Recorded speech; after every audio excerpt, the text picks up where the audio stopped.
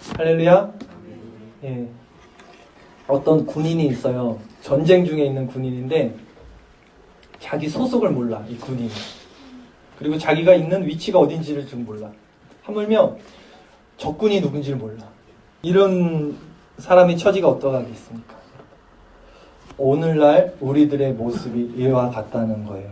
자신이 그리스도인인지, 자신이 처한 이 세상이 지금 어떤 죄 가운데, 사단의 역사 가운데 놓여 있는지, 그는 지금 우는 사자와 같이 산길자를 두루 찾고 다니는데 아무것도 몰라요. 아무것도 인지하지 못하고 있습니다. 오늘 본문은 그런 자들에게 자각을 주고 경종을 울리는 말씀이에요. 지난 시간에 우리가 살펴봤어요. 세례 요한에 대해서. 세례 요한은 예수님의 사역을 오해했어요. 옥중에서 제자를 보냈죠. 오시리가 당신입니까? 아니 우리가 딴 사람 기다려야 됩니까? 라고 물어봤을 때 예수님이 이제 대답을 했어요. 견월망지 얘기했죠. 하나님의 표적을 보여줬어요. 그리고 이제 그 제자들을 보내고 나서 남은 무리들에게 예수님께서 이런 말씀을 하시는 거예요. 세례 요한은 여자가 낳은 자 중에서 가장 큰 자야. 이게 무슨 말일까 도대체? 세례 요한이 지금 예수님을 의심했잖아. 그 사람 정말 메시아가 맞습니까? 라고 물어봤는데 그럼에도 불구하고 예수님은 지금 세례 요한을 극찬을 해요. 여자가 낳은 자 중에서 세례 요한보다 큰 자가 일어난 게 없어. 근데 하늘에서는 지극히 작은 자도 세례 요한보다 또 큰 자야. 이런 말을 하고 또 뭐라 그래요? 세례 요한 때부터 지금까지 천국은 침노하고 있다 그래요. 침략하고 있다. 그리고 천국은 그 침략하는 자의 것이다. 어려운 말을 해요. 무슨 말인지 하나도 모르겠죠. 그리고 맨 마지막에 이래요. 귀 있는 자는 들을지어다. 예수님이 꼭 어려운 말 하면 이 말 한마디 던지시죠. 귀 있는 자는 들을지어다. 영적인 귀. 그러니까 오늘 말씀이 어렵죠, 사실. 오늘 말씀을 통해서 여자가 낳은 자 중에 가장 큰 자라고 한 말이 무슨 의미인지, 또 천국이 침노를 당한다는 것도 무슨 말인지 함께 살펴보도록 할게요. 오늘 7절에서 9절까지 말씀을 제가 다시 한번 읽어드릴게요. 한번 같이 한번 봅시다. 그들이 떠나매 예수께서 무리에게 요한에 대하여 말씀하시되 너희가 무엇을 보려고 광야에 나갔더냐? 바람에 흔들리는 갈대냐? 그러면 너희가 무엇을 보려고 나갔더냐? 부드러운 옷 입은 사람이냐? 부드러운 옷을 입은 사람들은 왕궁에 있느니라. 그러면 너희가 어찌하여 나갔더냐? 선지자를 보기 위함이었더냐? 옳다. 내가 너희에게 이르노니 선지자보다 더 나은 자니라. 예수님께서 세례 요한의 제자들 이제 떠나 보낸 그 즉시 남은 무리들에게 세례 요한에 대해서 이렇게 언급을 하는 장면인데 너희가 왜 광야에 나갔냐? 무리들에게 물어요. 선지자를 보기 위해서 광야에 나간 거 아니냐? 맞아. 세례 요한은 선지자야. 아니 그보다 더 위대한 자야. 더 나은 자야. 이렇게 말을 해요. 왜 그렇게 말씀하셨는지는 다음 구절에도 나와요. 우리 10절 말씀이에요. 보라 내가 내 사자를 내 앞에 보내노니 그가 내 길을 내 앞에 준비하리라 하신 것이 이 사람에 대한 말씀이니라. 어려워요. 이게 뭐냐면 구약 말라기 3장에 나오는 말을 그대로 인용한 거예요.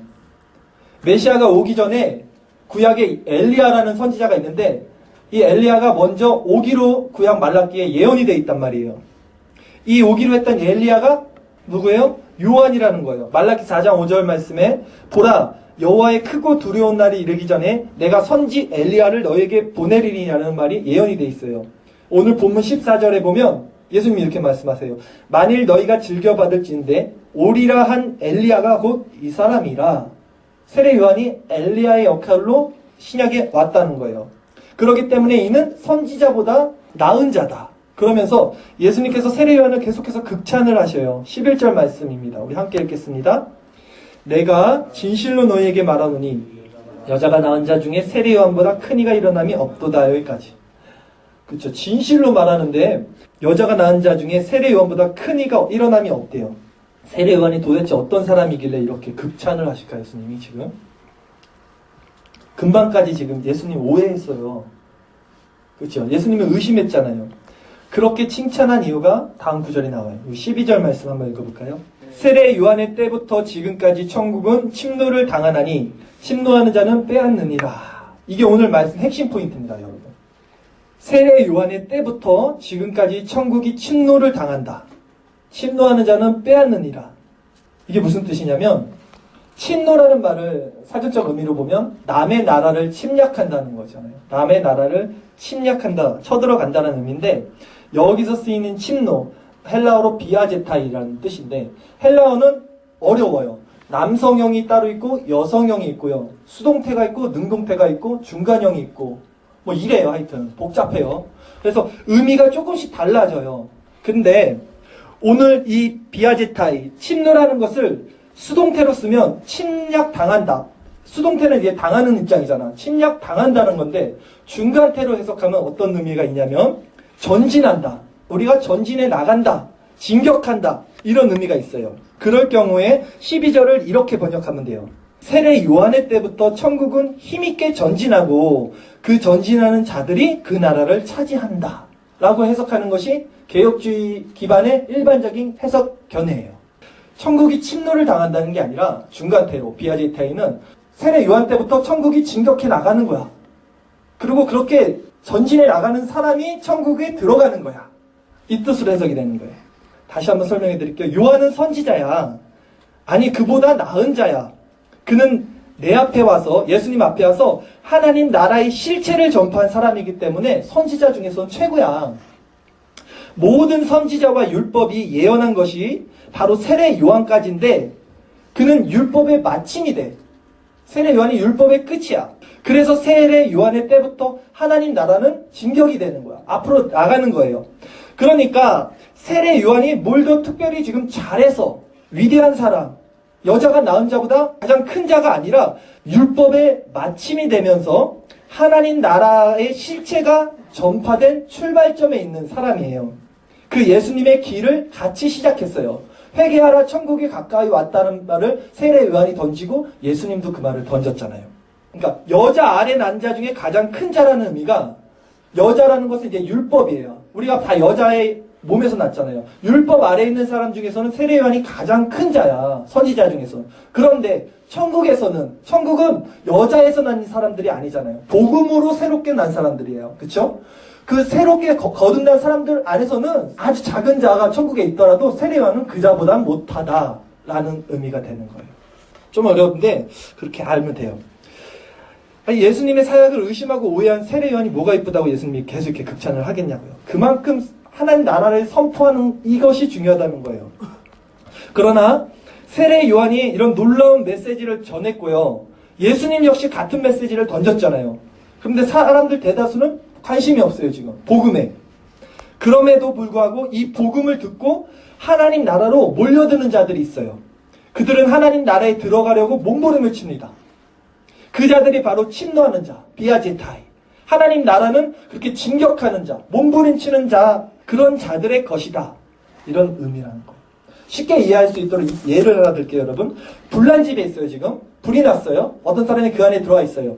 근데 그 사람은 굉장히 얌전한 성격이야. 조용한 성격이야. 근데 불이 난 것을 알고는 이제 여기를 빨리 빠져나가야 한다는 것을 자각하죠, 그 사람이. 그럼 그 사람은 어떻게 되겠어요? 생명을 위해서 맹렬하게 탈출구를 찾는 거죠. 그 상황에서 얌전하게 있으면 안 되잖아요. 이것이 바로 복음을 받은 자의 마음의 상태와 같다는 거예요. 이것이 침노한다는 거예요. 천국을 향해서 진격한다는 거예요. 철로 역정이라는 소설에 보면 주인공이 크리스찬이라는 사람이 나오는데 첫 장면이 이 사람이 계속 고민을 해. 책 한 권을 들고. 그러더니 자신의 가정과 이웃 사람들 모두를 그냥 버리고 어디로 막 황급히 순례길을 떠나요. 그게 왜냐면 이 책이 바로 성경이었는데 성경을 인해서 곧 다가올 화를 이 사람은 안 거야. 성경에서 저주, 이 멸망의 말을 듣고 이 화를 면하기 위해서 이 사람의 마음에 그런 신앙의 긴박성, 급박성이 생긴 거야. 나는 떠나야 돼. 여기 있으면 나는 멸망이야. 즉, 이 복음의 메시지를 직면해서 말씀을 받은 자들은요, 하늘 나라를 향해 진격해 갈 수밖에 없어요. 왜? 살아야 되니까. 불난 집에 있으면 안 되는 것처럼. 그러나 오늘날 기독교인의 모습은 어때요? 너무나 안일하고 태평하죠. 부끄러운 말이지만 사역자들도 마찬가지예요. 그러니까 성도야 더 할 말이 없겠죠. 제가 10년의 사역을 했는데 여러 교회를 돌아다니면서 봤더니 이런 복음의 긴박성을 갖고 이렇게 설교로 성도를 다그치는 설교를 한 번도 본 적이 없어요. 저는 그냥 다 세상 사는 이야기 그냥 여기서 그냥 어떻게 나 중심적인 이야기를 해요. 강단의 말씀은 만연한데 이런 신앙의 긴박성, 지금 침노에 간다는 의미, 그거 찾아볼 수 없어요. 그냥 개구리가 다 익히듯 다 퍼져 있는 것 같아. 그래서 결국 전하는 자나 듣는 자나 여기가 전쟁 상황인지 내가 누군지 적군은 누군지 아무것도 몰라. 관심도 없고. 신앙의 긴박성, 즉 사람들로 침노하게 만드는 것이 빠져 있어요. 그런데 그런 우리에게 신앙의 긴박성을 주는 게 뭐냐 그러면 우리가 침노를 해야 돼요. 그럼 우리를 침노시키게 하는 그게 뭐냐 했을 때 뭐예요? 회개를 촉구하는 말씀의 선포라는 거예요. 세례 요한이 전했잖아요. 회개하라. 천국이 가까이 왔어. 예수님 똑같이 전했어요. 회개하라. 천국이 가까이 왔어. 너희 이렇게 신앙생활하면 안 돼. 다 멸망이야. 이런 종교 행위로 구원받을 거라고 착각하지 마라.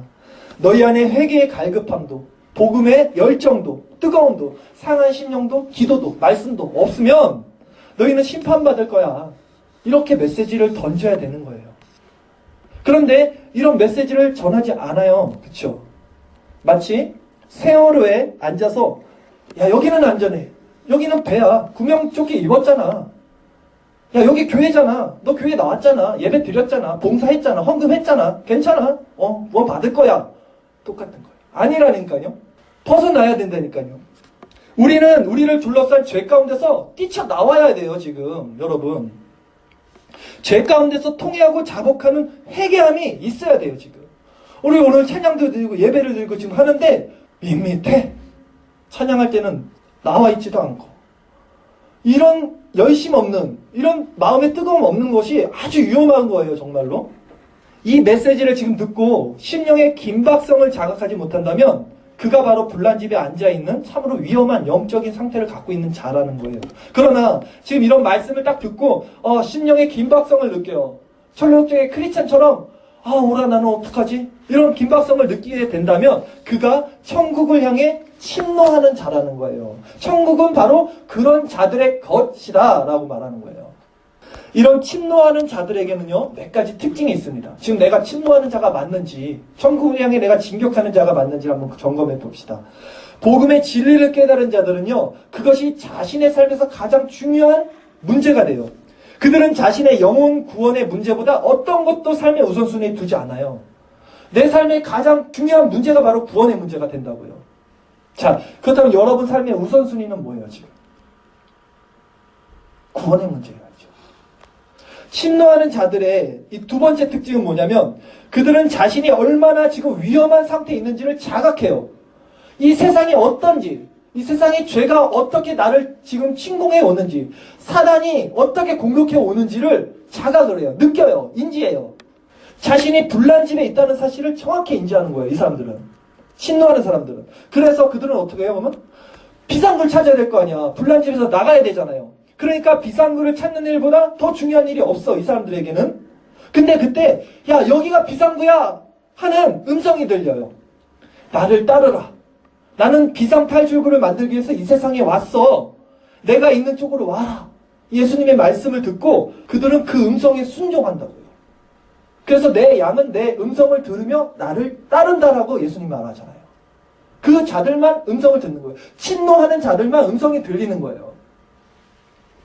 침노하는 자들의 마지막 세 번째 특징은 뭐냐면 그들은 이 불로부터 탈출했다는 것을 확지할 때까지 아주 정확히 인지할 때까지는 절대 가만히 있지 않아요. 그냥 이 세상에 태어난 하나님의 위대한 성도들의 삶을 이렇게 보세요. 성경이나 위인이나 모두 그들은 한 사람도 빠짐없이 그 비상구를 찾아 평생을 달려갔어요. 그들은 자기 영혼이 하나님과 떨어져 있다는 위험을 직시했을 때부터 하나님 나라에 들어갔다는 사실을 확지할 때까지 조금도 쉬지 않았어요. 바울이 이렇게 말하죠. 빌립보서 3장 13절 형제들아 나는 아직 내가 잡은 줄로 여기지 아니하에 오직 내가 한 일 뒤에 있는 것은 내가 잊어버리고 오직 앞에 있는 그 구원을 잡으려고 내가 표대를 향해서 그리스도 예수 안에서 하나님의 부르신 부름의 상을 위하여 달려간다라고 그런다. 바울 같은 사람도 내가 구원 받았는지 안 받았는지 나도 모르겠어. 나는 그냥 달려가는 거야. 끝까지. 그 확지가 될 때까지. 이게 침노하는 자들의 특징이라는 거예요. 우리에게 이런 신앙의 자세가 필요해요. 여러분 지금. 만약 이런 마음이 우리 안에 없다면 여러분 아직도 뭐예요? 불난집에 있으면서 이 불난집 모르고 있는 거예요. 군사인데 지금 내가 하나님의 군사인지 적군이 누군지 여긴 어딘지 아예 모르고 있는 그런 상태인 거예요. 결론적으로 말씀드릴게요. 우리 안에 신앙의 이런 긴급함, 급박성이 없는 이유가 뭘까요, 여러분? 한 가지죠. 말씀이 없기 때문이죠. 회개하라, 천국이 가까웠다라고 말씀을 전하는 자도 없고, 들었던 자도 없고, 들었으면서도 이미 영적으로 무뎌져갖고 안 들리는 거예요. 인지를 못하는 거예요. 개구리가 신압으로 퍼져가듯이 뜨거운 물에서 자기 팔다리가 익히는지도 모르고 차가운 물에 던졌다가 뜨거운 물 틀어놓으면 개구리가 이렇게 익혀서 죽잖아요. 그러나 오늘 말씀은 분명히 말합니다. 예수님께서 천국은 침노하는 자의 것이야. 진격해야 들어갈 수 있는 곳이다. 사람의 삶이요, 우리의 삶의 목적이 분명하잖아요. 여러분, 이 삶의 목적이 뚜렷하게 있다면요, 방법이 굉장히 날카롭고 단순해져요. 삶이요. 삶의 목적이 분명히 알고 내가 왜 여기가 어딘지, 내 정체성이 뭔지, 내 목표는 어딘지를 알게 되면 삶이 굉장히 심플해져요. 그리고 되게 날카로워져요. 우리는 주님이 부르신 좋은 군사야. 근데 우리는 모르면 무뎌지는 거야. 모르는, 어디로 가야 될지도 모르고, 내가 누군지도 모르고. 그러니까 엉뚱한 거 하고 있는 거야, 여기서. 내 비전을 찾고, 잘 먹고 잘 사는 거에 그냥 눈이 멀어 있고, 그렇게 되는 거예요. 여러분, 삶의 목적이 뭐예요, 여러분은? 오늘 이 메시지를 통해서 여러분, 우리는 심령의 위급함을 느껴야 돼요, 지금. 내가 좀 잘 가고 있다고 생각하지 마세요. 바울 사도 역시 그러는데, 우리야 어떻게 되는 거예요? 오늘 말씀을 통해서 우리가 회개에 이르러야 돼요. 우리가 회개할 수도 없어. 우리는 우리 힘대로 기도도 할 수 없고, 우리는 회개가 뭔지를 몰라요. 회개라는 것은 죄를 뉘우치는 건데, 우리가 회개하라 그러면 이런 얘기를 해요. 하나님, 내가 잘못했습니다. 내가 음란 비디오 본 거, 내가 뭐 나쁜 생각한 거, 친구와 싸운 거, 이걸 회개하고 있어요. 물론 그것도 회개인데, 진정한 회개는 우리 안에 감춰져 있던 본질적인 죄가 드러나야 되는 건데, 이건 우리 힘으로 할 수가 없어요. 그래서 성경이 뭐라 그래요? 지금도 하나님이, 예수님께서 구해서 성령이 너희를 위해서 친히 강구하고, 너희는 무엇을 구할지 알지도 못해. 그러는 자인데, 지금 예수님께서 하나님 우편에서 그런 너희를 위해서 친히 강구하고 있는 거예요. 친히. 그래서 제가 이제부터, 다음 주부터 이 말씀을 이어서 회개에 관한 말씀을 계속해서 전할 겁니다. 부디 오늘 말씀을 통해서도 여러분, 또 다음 주, 다다음 주 계속 회개에 대한 말씀을 통해서 여러분, 죄가 드러나야 돼요. 죄는 어떻게 드러나요? 성령이 오셔야 돼요. 성령이 오시면 죄에 대해서 가르쳐준다고 해요. 의에 대해서, 심판에 대해서 가르쳐준다고 그러잖아요. 죄가 뭔지를 알아요. 말씀을 통해서. 이런 신앙의 긴박성을 갖게 되는, 그래서 천국을 침노해 갈 수 있는 우리들 되길 바랍니다.